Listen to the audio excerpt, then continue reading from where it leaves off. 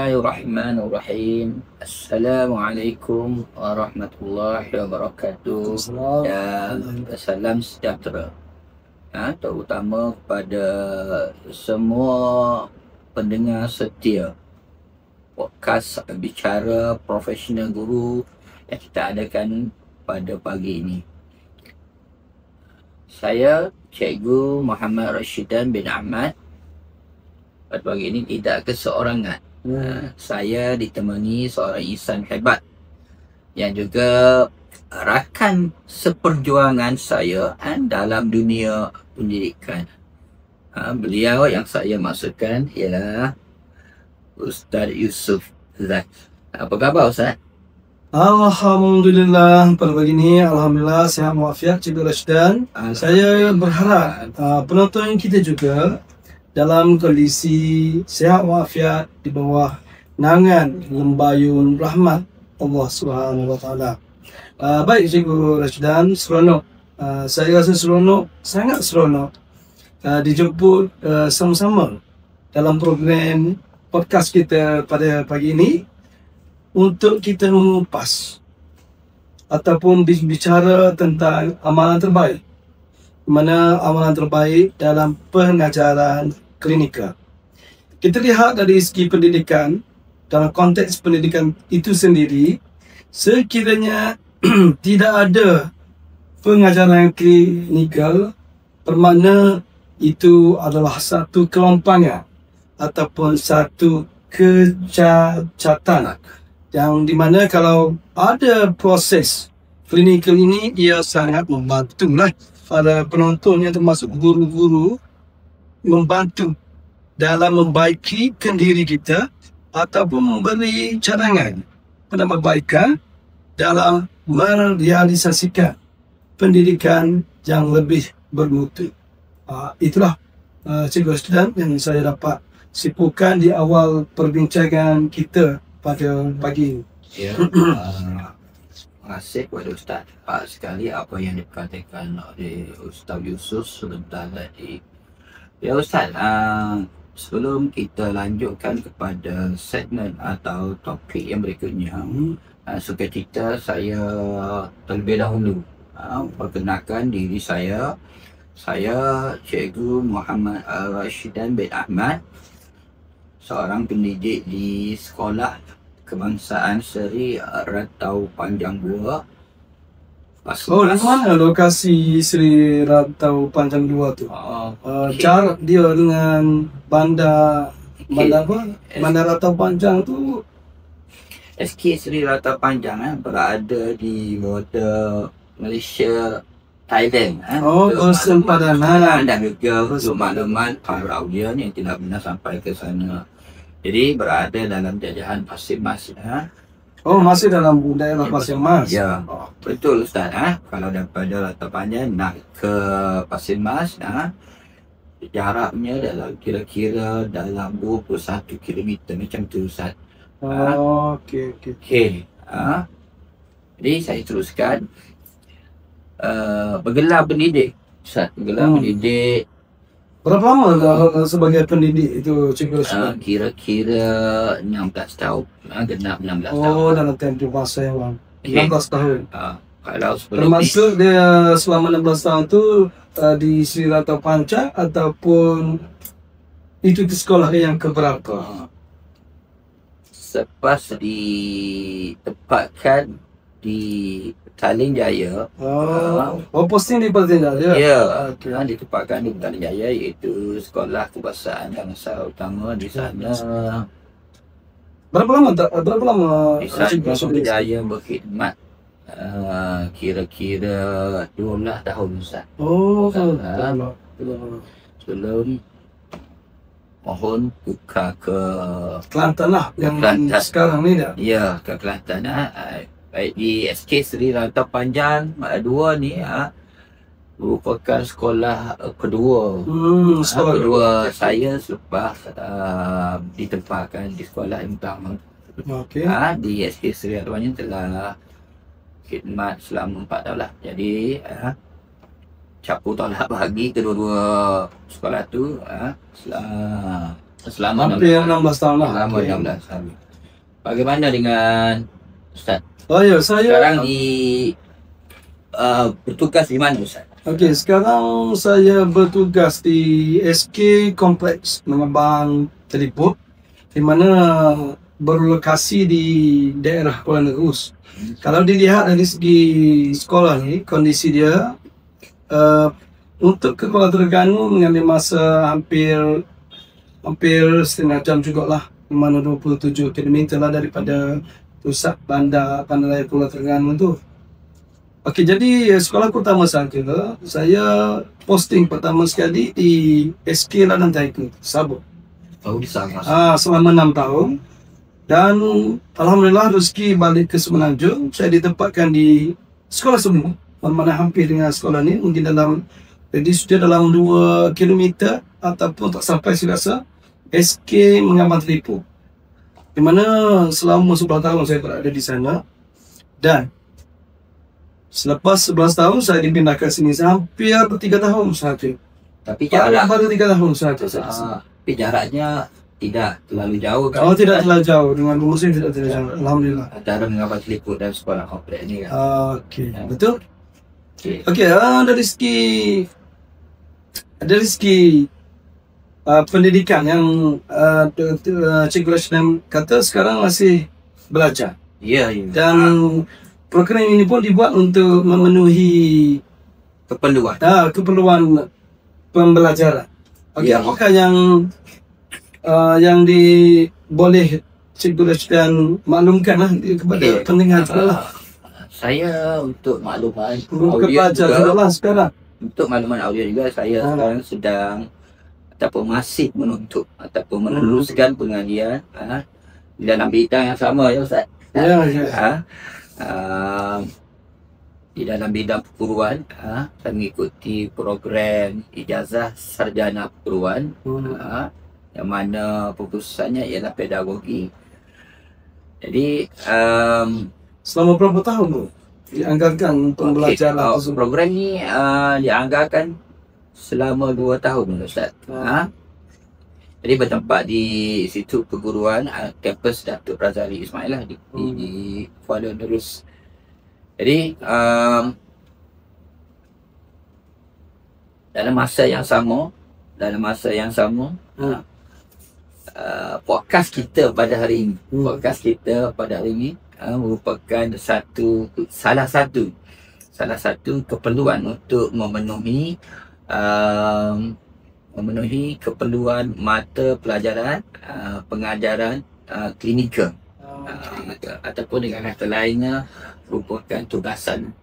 Tugasan bagi pemberi subjek. Ya, memenuhi keperluan subjek tersebut. Okey, saya terlupa tadi untuk perkenalkan diri, minta maaf pada penonton. Okey, untuk makluman, nama saya Yusuf Zaki Alhamdulillah.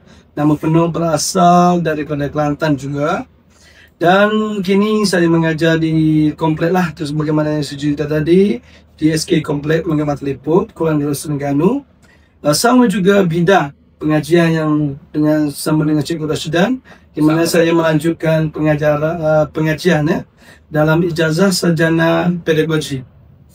Dengan pengalaman saya mengajar ni hampir 20 tahun lah. Itu lama ya 20 tahun, ya. 20 tahun termasuk di Sabah. Kalau bahagia kali itu, alhamdulillah selama 20 tahun. Dan saya suka dan dijemput apabila hadir untuk program bicara profesional guru, di mana kita boleh berkongsi idea, pandangan, pendapat, pengalaman dan refleksi tentang dunia perguruan.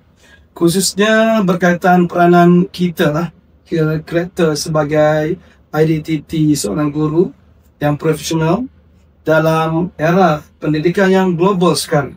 Kita sedia maklum pendidikan sekarang amat berbeza dan jauh daripada pendidikan tradisional lah. Kita beranggapan dulu pendidikan tradisional dan sekarang pendidikan moden. Banyak teknologi yang telah kita guna pakai untuk memberi rangsangan ataupun motivasi bermurid terus kepada pendidikan Islam.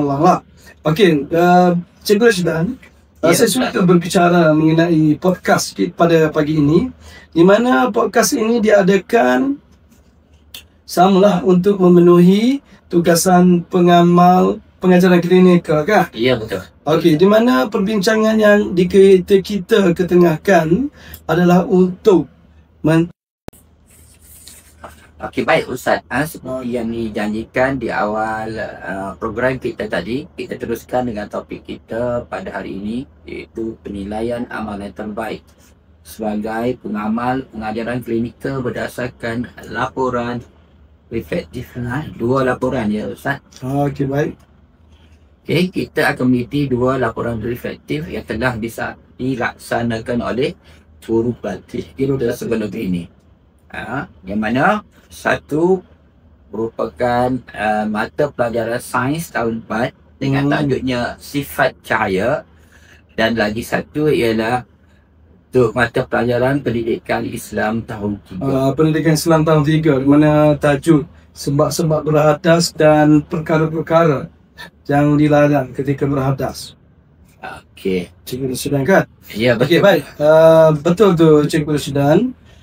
Kedua-dua refleksi ini mencerminkan keupayaan guru pelatih dalam merancang, melaksanakan dan menilai pembelajaran secara reflektif.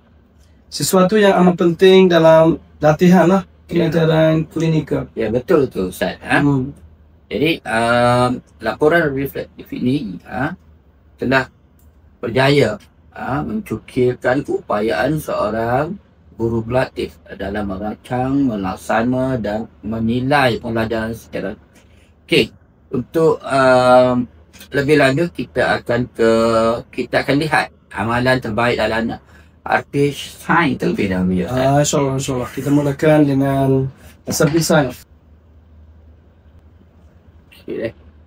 Okey, baik Dato', kita teruskan dengan amalan terbaik dalam reflektif sains terlebih dahulu. Okey. Baiklah, saya untuk reflektif sains tahun 4 ni amat tertarik dengan perancangan yang begitu tersusun. Bermula daripada objektifnya, aktivitinya dan penilaiannya Ustaz. Okey, objektif pelajaran yang dirumuskan telah mencakupi pelbagai aspek, antaranya aspek kognitif, psikomotor dan efektif, yang mana murid dapat menyatakan bahawa cahaya dapat bergerak lurus. Dalam masa yang sama, murid dapat menjalankan eksperimen mudah dan bekerjasama dalam kumpulan yang telah ditentukan oleh guru. Okey, bagus. Betul tu Cikgu Rasidan. Ini menunjukkan guru pelatih memahami prinsip pendekatan yang menyeluruh. Ya, betul. Di mana dia memulakan daripada awal pengajaran sehingga kesimpulan dalam sains. Okey, saya juga suka bagaimana guru tersebut menggunakan bahan daripada penceritaan Cikgu Rasidan tadi. Saya suka dengan kaedah ataupun cara mengajar seperti itu, di mana kita melihat lampu suluh, sarang telur dan batang aiskrim. Bahan mudah tetapi berkesan untuk menjelaskan konsep di mana cahaya itu bergerak lurus. Ya, betul. Begitu kan Cikgu Rasidan? Ya, betul Ustaz. Amat menarik ya. Aktiviti eksperimen itu bukan sahaja menyeronokkan ya Ustaz, tetapi juga dapat menggalakkan murid membina kefahaman melalui pengalaman sendiri. Maknanya murid itu dia dapat pengalaman daripada apa yang telah dia biasa buatlah sebelum ni kan. Betul, yang dia telah rancang, yang dia telah lakukan sendiri eksperimen tersebut. Jadi daripada situ dia dapat pengalaman yang amat bermakna dekat situ ya Ustaz. Okey, ini selaras dengan teori konstruktivisme Piaget yang menekankan pembelajaran melalui penerokaan kendir. Ya Ustaz. Okey. Saya faham, dan jangan kita lupa mengenai aktiviti kuis yang kita wujudkan dalam situasi begitu, sebagaimana seperti quizzes dan kotak beracun. di akhir sesi lah, di sesi pelajaran. Itu satu keadaan ataupun satu strategi pengukuhan lah yang menggunakan pendekatan game lah, game based learning. Betul, Ustaz. Di mana aktiviti ini akan meningkatkan motivasi murid itu sendiri dan di mana kesungguhan murid untuk kendiri mereka dan berinteraksi dalam suasana yang santai. Ya, betul, Ustaz. Okey, Ustaz, untuk maklumat Ustaz, menariknya lagi dalam refleksi guru tu sendiri, guru pelatih tu sendiri. Guru pelatih itu sendiri. Ya, beliau menyatakan bahawa terdapat 70% murid. Oh, 70%? Yes. Oh, okey. 70% murid memahami konsep cahaya bergerak lurus. Begitu juga dengan bayang-bayang bergantung pada jarak sumber cahaya. Namun, Ustaz, beliau turut mencadangkan penambahbaikan seperti menggunakan video animasi untuk membantu murid visual.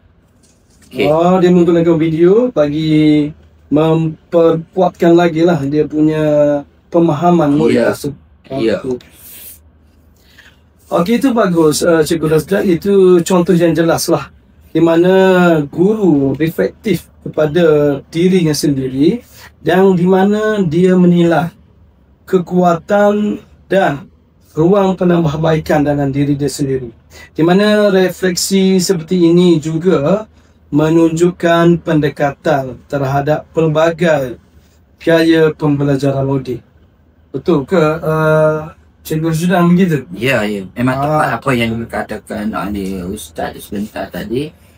Jadi Ustaz, sebagai kesimpulannya, sebagai rumusan bolehlah kita ambil bahawa laporan reflektif ini menunjukkan amalan terbaik dari segi apa ya Ustaz, daripada segi aktiviti berasaskan inquiry, penggunaan BBM yang kreatif. Penggunaan bahan ya, bahan bantu mengajar tu penting. Kita boleh ambil contoh laku fuluh, sarang telur,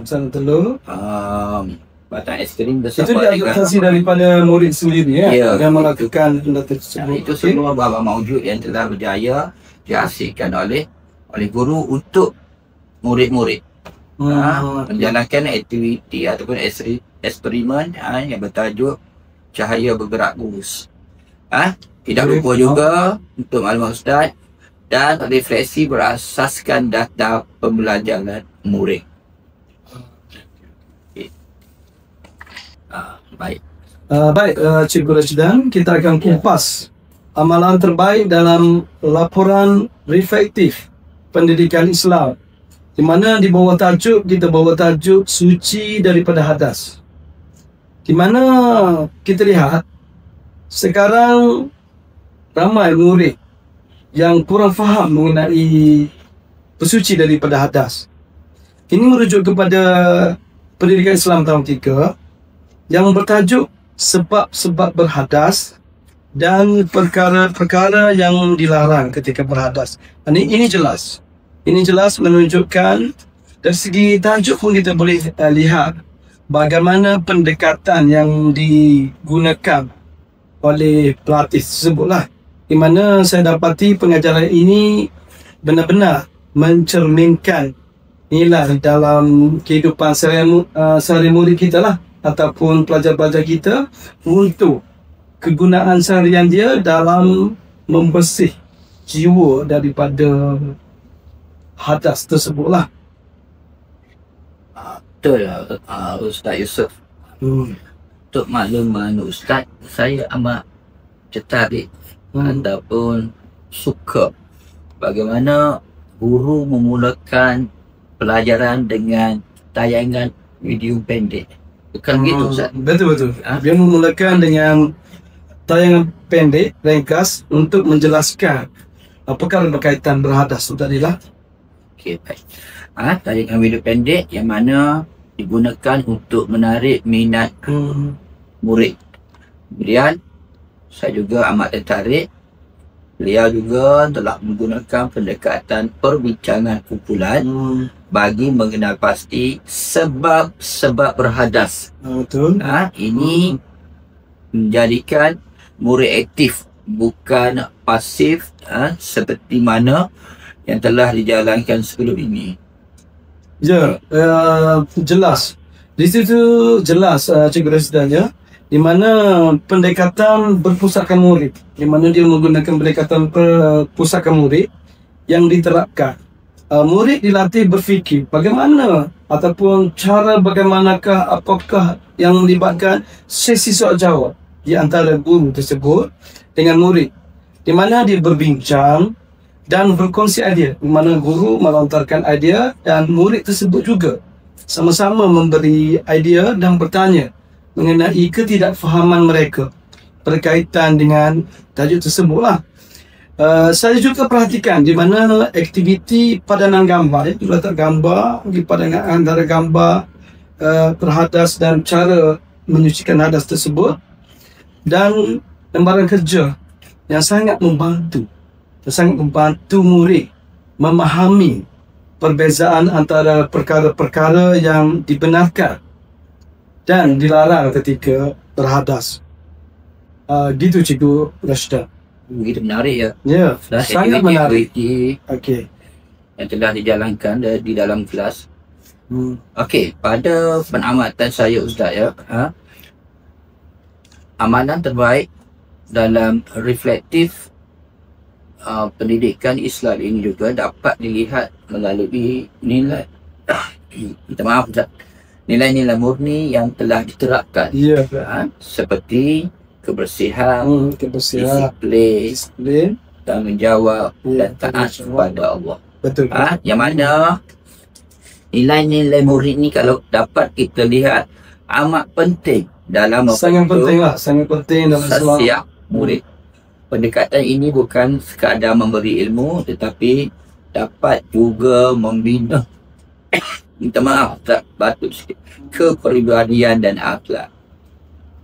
Jadi untuk amalan terbaik bagi nilai murni ini telah berjaya, telah berjaya ditonjolkan oleh guru pelatih tersebut terhadap murid-murid yang berada di dalam kelas.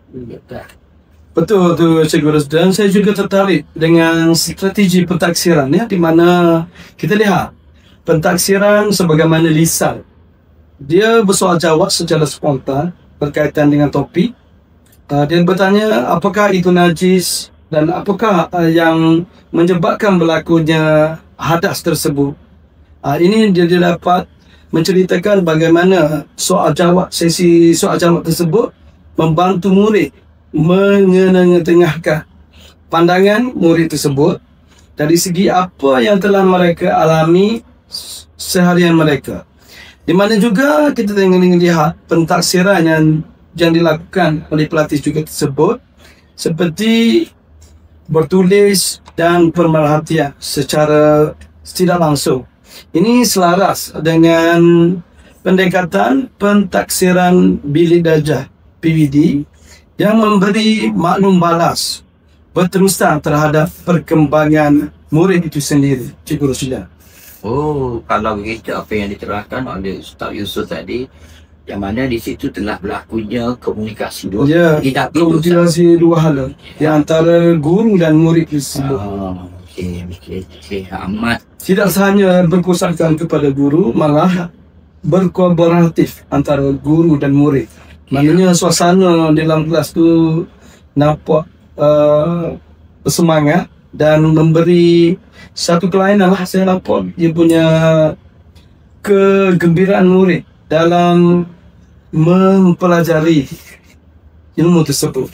Okey, dapat saya katakan di sini bahawasanya murid dapat secara keseluruhannya mengambil bahagian dalam semua aktiviti yang telah dirancang oleh guru. Ya. Sebab dia terlibat kesemuanya kerana kita mewujudkan suasana bilik darjah yang kondusif di mana murid tersebut telah dibahagikan beberapa kumpulan, dan disitulah penilaian daripada guru pelatih tersebut menilai sejauh mana keterlibatan murid dan sejauh mana kebolehupayaan murid adaptasi ilmu tersebut.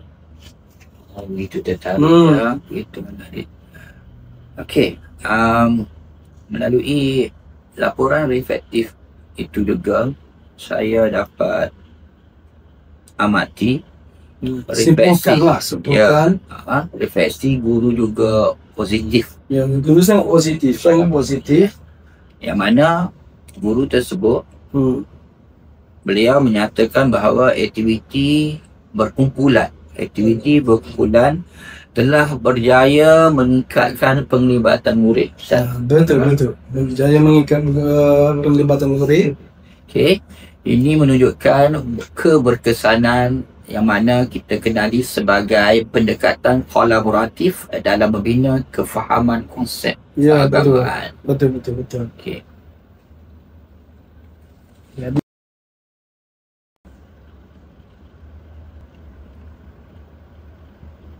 Okey, baik. Ustaz Yusof. Sekarang kita ke segmen yang berikutnya, segmen di mana kita nak analisis dan kita nak bandingkan reflektif. Kedua laporan reflektif. Kedua laporan reflektif tadi, Ustaz. Okey, baik Ustaz. Kalau kita bandingkan kedua-dua laporan reflektif ini, jelas menunjukkan bahawa kedua-dua guru pelatih mengamalkan refleksi profesional yang baik. Adakah Ustaz setuju dengan saya bersetuju dengan pandangan Cikgu Rashdan di mana kedua-dua pelatih tersebut telah menggunakan ataupun mengamalkan reflektif profesional yang baik. Betul, di mana kita lihat dalam subjek sains tadi, di mana lebih menonjol dalam aspek eksperimen, di mana pencahayaan tu kita dapat simpulkan bahawa berjaya dalam menyelesaikan tugasan atau eksperimen, di mana inquiry saintifik, manakala reflektif pendidikan Islam lebih menekankan nilai dan aplikasi kehidupan yang sebenar. Maknanya dia adaptasi dalam dunia nyata. Kalau kita kata pembelajaran, itulah pembelajaran bermakna apabila dia belajar dan dia aplikasi di rumah, di mana kedua-duanya menunjukkan pemahaman yang sangat mendalam terhadap konteks murid itu sendiri dan pendekatan yang sesuai lah untuk keduanya. Begitu saya rasa Cikgu Rashdan. Jadi di sini kita dapat simpulkan laporan ni seakan-akan mempunyai pendekatan yang sama di antara laporan reflektif sains dan juga laporan pendidikan Islam. Okey, baik Ustaz. Dan refleksi yang dibuat bukan sekadar catatan rutin, tetapi analisis sebenar tentang kekuatan dan kelemahan serta cadangan tindakan susulan. Jadi di sini inilah yang kita mahukan, iaitu ciri utama guru reflektif dan klinikal, yang mana pada hemat saya yang juga sebagai seorang guru, mereka kedua guru pelatih ini dapat menilai diri untuk memperbaiki amalan yang seterusnya. Saya setuju Cikgu Rashdan, sebagaimana yang Cikgu Rashdan simpulkan tadi. Inilah yang dimaksudkan sebagai amalan pengajaran klinikal. Kita dapat tahulah amalan klinikal ni satu pengajaran yang mana kita menilai ataupun membentuk ataupun kita dapat memberi cadangan penambahbaikan untuk kita lihat impak dari segi pengajaran tersebut, di mana kita boleh ketengahkan bagaimana menyesuaikan strategi pengajaran tersebut dan membuat refleksi berdasarkan bukti pembelajaran murid. Ya, tepat sekali. Apabila amalan ini kita teruskan ataupun amalan ini dilaksanakan secara berterusan, barulah kita lihat guru profesional yang kita adaptif dan inovatif lah kalau kita kata cikgu tersebut. Jadi untuk makluman Ustaz, itulah harapan. Harapan semua guru agar guru profesional yang adaptif dan inovatif ini dapat dilahirkan seramai mungkin di Malaysia ini. Kita tidak nafikan juga banyak kelemahan sebenarnya Cikgu Rashidan. Ya. Sebab kita, kalau kita lihat dari segi pengajaran, sekiranya terlibat banyak unsur gangguan, contoh panggilan murid ke mana-mana, dia ada juga sampingan di mana murid mungkinlah terkesan sedikit sebab dia ada ketinggalan. Tapi dari segi yang kita lihat, profesional guru pelatih ini sendiri pun kita dah nampak sejauh mana mereka dapat menguasai slot-slot yang mereka ketengahkan, di mana kita lihat banyak perkara baru yang ditampilkan oleh mereka ataupun pandangan yang baru sebab mereka generasi baru sesuai dengan teknologi yang diguna pakai sekarang. Banyak yang memberi kesan impak positif lah dalam pendidikan hari ini. Bagaimana Cikgu Rashidan rasakan benda tu? Jadi seperti mana yang dinyatakan Ustaz Yusof sebentar tadi, unsur-unsur gangguan saya anggap ataupun pada hemat saya itu merupakan isu-isu yang terpencil. Dan sekiranya ada pun harapnya guru-guru pelatih dapat meminimalkan gangguan-gangguan tersebut semasa proses bimbing. Betul.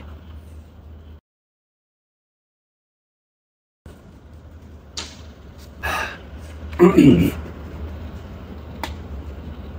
Ustaz, sebagai rumusan ataupun kesimpulan yang dapat kita kesimpulan daripada perbincangan kita tadi, insyaAllah pada kedua-dua laporan reflektif yang kita bincangkan sebentar tadi menunjukkan perancangan yang begitu rapi, pelaksanaan yang menarik, tidak ketinggalan reflektif yang begitu membina, yang mana kedua-dua guru pada hemat saya telah berjaya. Guru yang berjaya ialah guru yang sentiasa belajar daripada pengalaman ini sendiri. Bagaimana pada pandangan? Ya, saya setuju sebagaimana yang Cikgu Rashidan maklumi tadi. Kita boleh lihat dari segi amalan reflektif bukan tanda kelemahan, tetapi tanda kematangan profesional. Kita lihat di sini dia, walaupun dari satu sudut kita nampak itu satu kekurangan, tetapi hakikatnya itu bukan, kerana dia adalah satu perubahan ke arah yang lebih matang.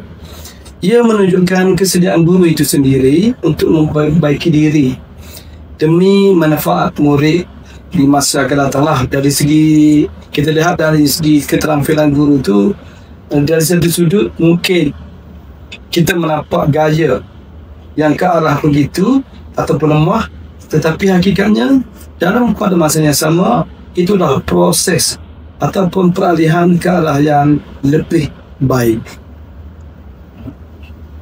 Jadi saya ambil sikit ataupun saya tambah sikit, amalan reflektif bukan tanda kelemahan. Betul lah. Amalan reflektif bukan tanda kelemahan. Jadi bukan kita mencari kelemahan, bukan. Cuma kita ingin supaya guru pelatih itu menguasai. Walaupun kita memberi cadangan pelbagai, bukan untuk kita mencari salah mereka, tetapi untuk memberi satu ilmu baru kepada mereka agar mereka lebih cenderung kepada begini, begitu. Jadi mereka mungkin sedar dari segi kaedah-kaedah tersebut, mungkin mereka dapat mengubah dari satu yang tidak menepati kepada kehendak strategi kepada yang lebih, orang kata lebih kepada berstrategi lah dari segi pengajaran dan pemudah cara kepada murid tersebut. Jadi amalan reflektif ini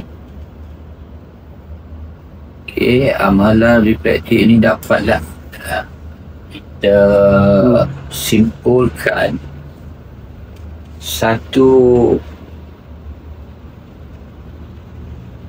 instrumen penting untuk satu instrumen betul-betul guru-guru pelatih atau sesiapa sahaja yang bergelar guru untuk menambah baik, untuk memperbaiki daripada semasa ke semasa. Setuju.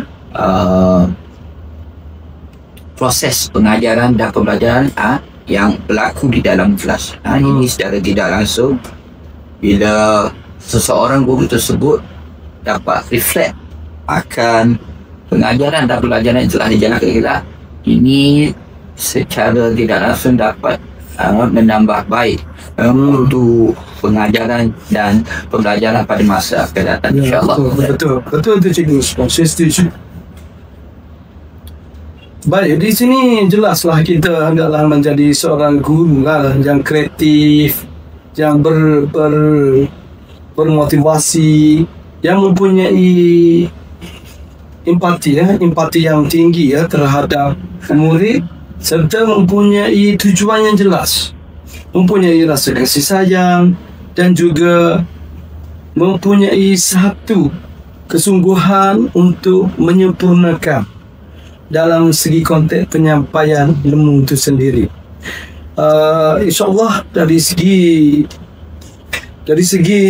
reflektif yang kita bincangkan tadi, klinikal banyak membantulah dari segi guru pelatih ataupun untuk penonton sendiri dapat membaiki diri kita agar keterampilan kita lebih berkarakter sebagai seorang pendidik yang profesional. Penting ya, sangat amalan reflektif ini ya Ustaz. Jadi kita di penghujung program Ustaz. Terima kasih Ustaz Yusuf Zaki atas perkongsian. Ya, terima kasih juga Cikgu Rashidan. Ya, sama, dan juga pandangan yang benar. Dan kepada semua pendengar bicara profesional guru, semoga episod kali ini dapat memberi inspirasi kepada anda guru di luar sana untuk terus memperkasa amalan pengajaran masing-masing. Begitu Cikgu, saya sangat bertuju. Kerana kita seorang pendidik tidak boleh lari dari mendidik. Namun lagi pendidik, mungkin kita akan terus mendidik sehingga anak bangsa terus berjaya, bukan sahaja di dunia, malah akhirat juga, di mana apabila ilmu yang diterapkan secara jujur dan ikhlas akan mendatangkan impak yang besar kepada murid tersebut, di mana faedah daripada ilmu yang kita beri, dia menekankan kepada gaya hidup yang lebih jelas, maknanya tidak ada keraguan apabila mereka mendapat ilmu yang bermanfaat dan diterapkan dalam pengamalan hidup mereka, maknanya ilmu itu lebih bermakna dari apa yang mereka pelajari. Jadi dari segi itulah saya rasa ilmu itu sangat pentinglah untuk semua murid, bukan untuk semua murid juga, maksudnya penonton juga perlu mengetahui keberbagaian ilmu untuk diamalkan dalam hidup, insyaAllah. InsyaAllah. Jadi ke anda di luar sana, teruskan menjadi guru yang reflektif, kreatif dan penuh kasih terhadap ilmu. Jumpa lagi dalam episod seterusnya. Sekian, terima kasih dan Assalamualaikum warahmatullahi wabarakatuh. Waalaikumsalam warahmatullahi wabarakatuh.